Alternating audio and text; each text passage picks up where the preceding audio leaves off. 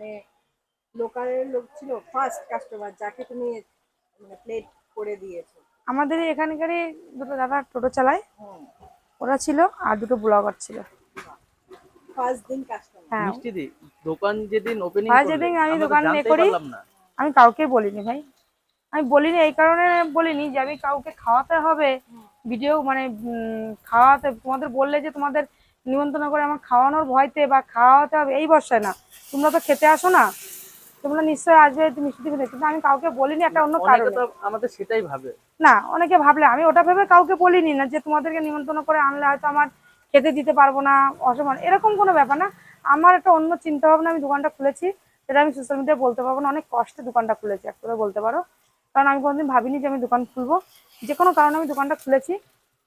আমার মনের কষ্ট আমার মনের মধ্যেই থাক, এগুলো না বলাই ভালো। মানে কিন্তু সেটা তুমি জানাতে চাও না, তাই তো? না, আমি জানাতে চাই